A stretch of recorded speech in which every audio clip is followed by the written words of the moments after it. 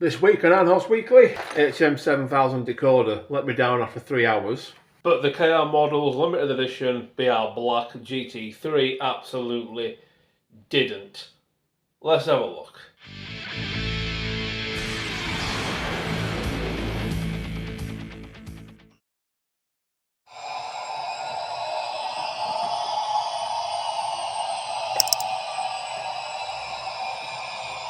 So this is the GT3. It's a loco we've seen before on this channel in different guises. Certainly not in the BR Black. This is one of KR Models' newest what if liveries for the locomotive. There's some other ones available as well. Green is really striking as well. Now this locomotive was obviously designed as a passenger locomotive at the time. It was the 1961, 2 and 3 when they were testing it at Vulcan Foundry. Trying to see the viability of kerosene powered locomotives over diesels. Obviously we all know which ones won out in that battle. But that said, we're going to have a little bit of a running session here, and it's completely unprototypical because of course the BR Black is a prototypically unrealistic livery anyway, so why not just have fun with it? We've got a couple of coaches, we've got an end parts van as well. Let's just crack on with the running, shall we?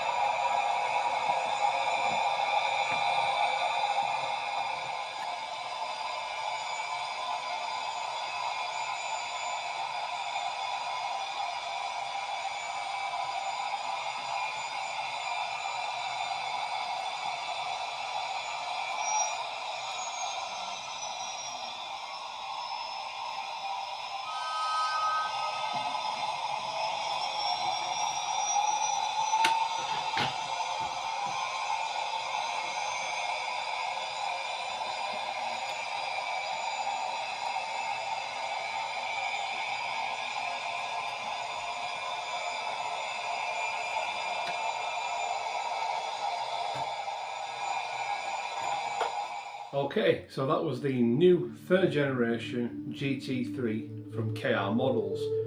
That one is the limited edition 250 per release of the early crash British Rails Black, and I think it looks so much nicer than the Brunswick Brown or whatever it was, which the first one came in, the original colour scheme of the locomotive. In fact, I like the black so much, had BR actually made it at the Vocal Foundry in the black rather than the brown, I don't think they'd have scrapped it. Hope you enjoyed that small running session. There'll be a bit more about the loco a little bit later on, but moving on to this thing. Now, I bought this TXS decoder a couple of weeks ago, and at the time the Android version of the app wasn't available, so I bought it from Great Eastern Models, and they were very kind enough to install the sound profile for me, send me the decoder, and it worked absolutely brilliantly. I even made a video about it.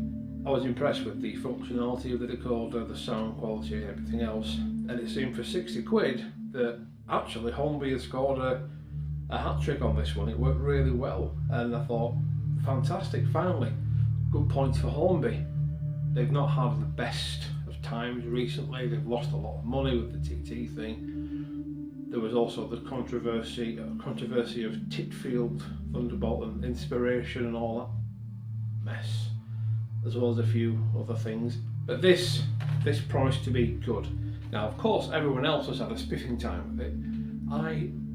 I struggled, unfortunately. After less than, I would say, 2 hours of operation, the decoder failed. Failed how exactly? Well, on this decoder, you can switch them between DCC, DC, or Bluetooth mode, and you can control them through your phone with Bluetooth and the specialised Hornby app. And you can swap between DCC and Bluetooth on the app as well. So if you don't have Bluetooth or whatever, you can just run it on a proper DCC system. So that's how I was operating it.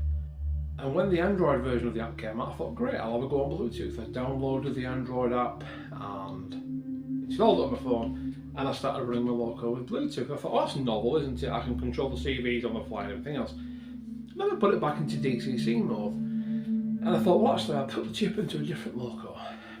So I put the chip into a different loco and tried to operate it, and nothing was working. It wasn't responding. So I thought, okay, maybe I've not put it back on DCC mode. Sure enough, I had.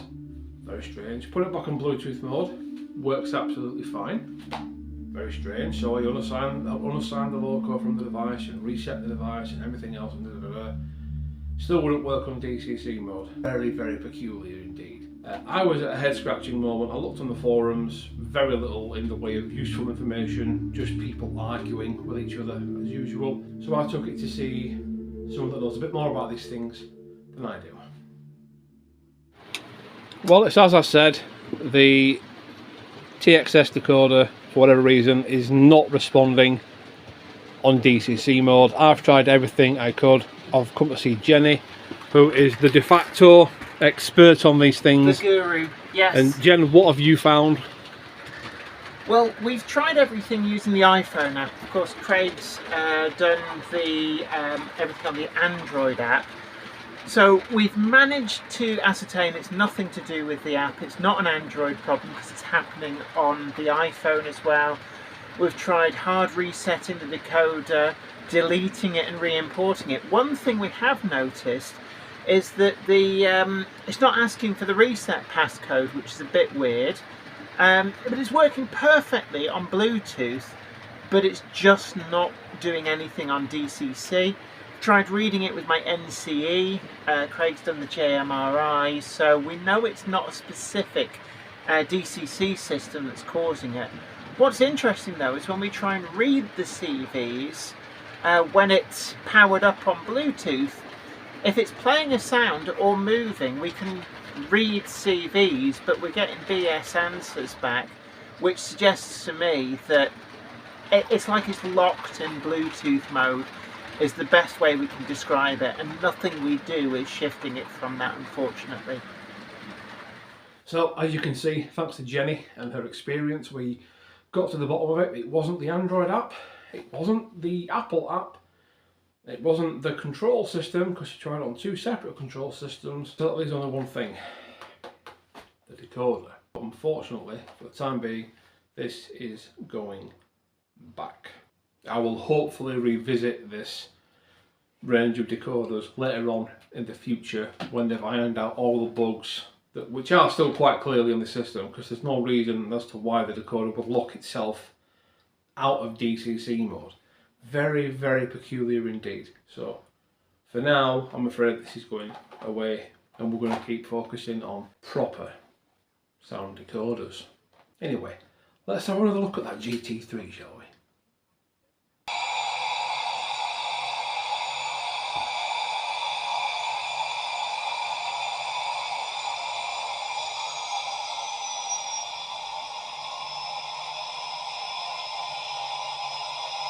So KR Models have released this loco before. This is the third run of the model, and it's got some improvements over the first iteration. For example, on the front bogie, on the original version, the guard irons were reversed. That's now been corrected. The loco is a lot more sturdy in terms of handleability. The guardrails don't fall off, the steps don't fall off, the brake rigging is in place. The wheel back-to-backs are all superb.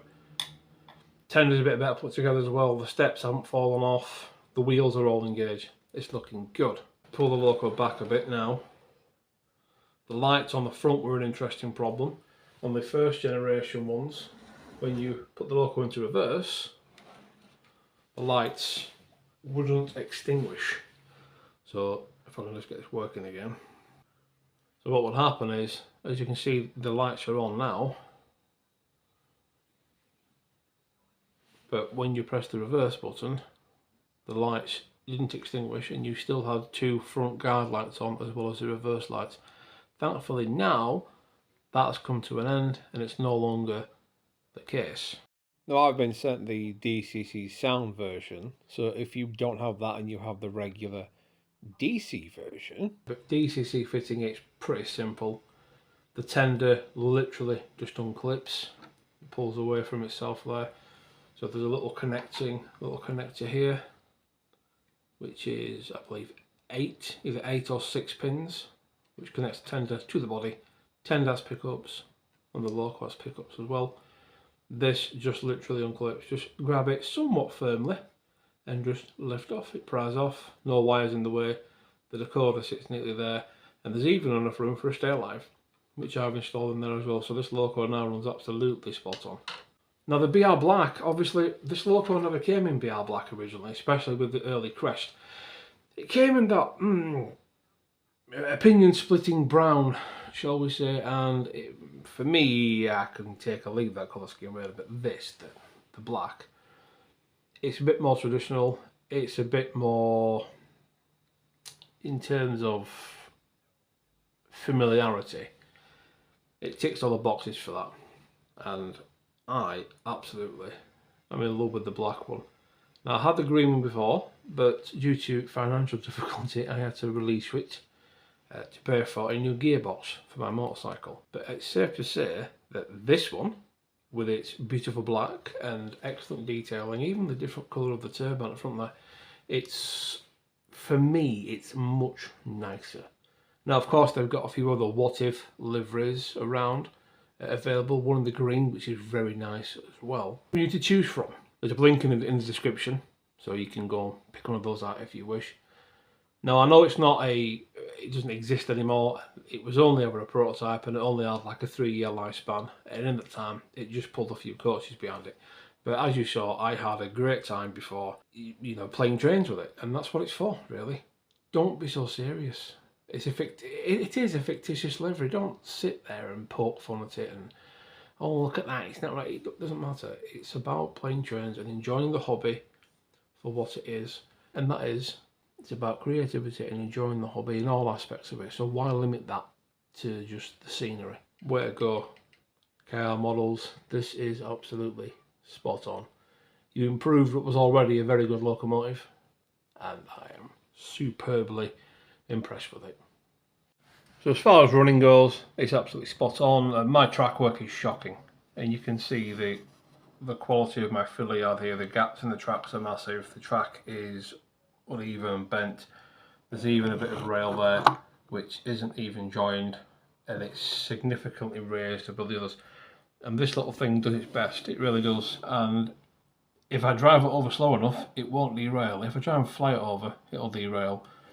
But that says far more about my track than this locomotive, because on the actual layout itself, which still isn't perfect in terms of track work, it runs fine, no issues at all.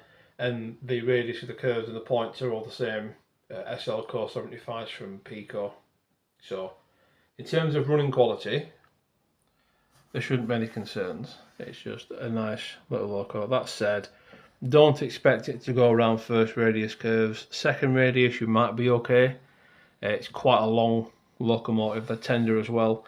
Quite long on the wheelbase for what it is. Those bogies and axles don't really flex. So again, on tighter curves you may experience some minor difficulty. But other than that, it's a cracking bit of kit, and it's something I'm pleased to have in the fleet. Right then, that is that for this week. Hope you enjoyed it. Shame about the HM7000 Decoder. I really had high hopes for them, and I genuinely hope that Hornby managed to sort out the issues that I've had and that other people are having as well, because it would be a shame if this decoder system was unreliable. The last thing you want is decoders letting you down, getting locked out of your control method and not working with certain other bits and pieces like your controls, NCE power cabs, JMRIs, whatever you've got. They all need to work. The decoders claim to be NMRA compliant. I'm sure they are. To the bits that are, quite clearly there's something not right. So at this stage, at this juncture, I would suggest erring on the side of caution with the HM7000 decoders. Keep your receipt, just in case you do have any issues. There are a lot of issues which are easily solved, and you need to bear those in mind. The answers are out there if you search for them, but for the most part, it's just a case of gritting your teeth, getting on with it, trying to find a solution. And that's for the GT3. Well, of course, that's fantastic. No issues with that whatsoever. Really pleased with it. The BR Black, superb. It's more exciting for me. I really enjoy the livery. It's so much prettier than brown and green. I mean, I don't know what Vulcan Foundry were thinking of. Oh, let's make it brown. It's awful. Looks like a Morris Minor. The black, oh yes. Anyway, like, comment, subscribe, all that jazz. I'll see you later on. Bye bye.